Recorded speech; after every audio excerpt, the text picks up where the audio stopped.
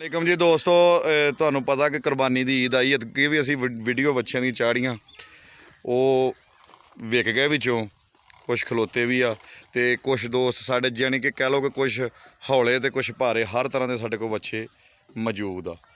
ਤੇ ਜਿਹੜਾ ਮੇਰਾ ਦੋਸਤ ਦੇਸੀ ਔਰ ਘਰ ਦੇ ਪਲੇ ਹੋਏ ਬੱਚੇ ਕੋ ਫਾਰਮ ਹੀ ਨਹੀਂ ਹੈ, ਜਿਹੜਾ ਮੇਰਾ ਦੋਸਤ ਵੀਰ ਬੱਚਿਆਂ ਨੂੰ ਵੇਖਣਾ ਚਾਹੁੰਦਾ ਜਾਂ ਲੈਣਾ ਚਾਹੁੰਦਾ ਵਾ, यानी कि साढ़े वो बच्चे है जोड़े असी रेहड़ियां भी वाही दे घरे ही पाले ते कोई फार्म वाले नहीं है।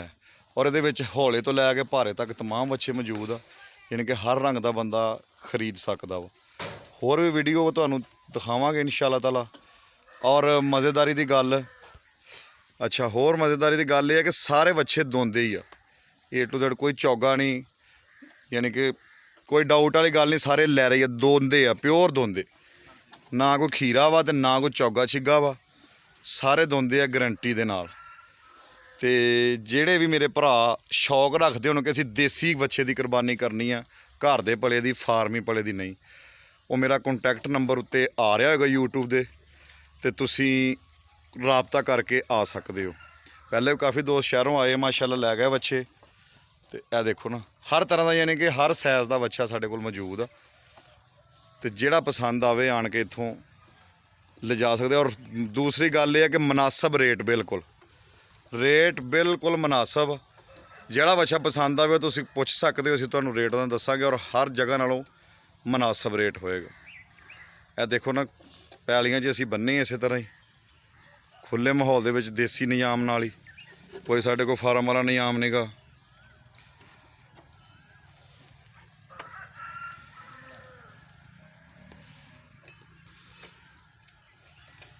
क्योंकि मेला ईद भी एक वड्डी ईद भी मेला वा।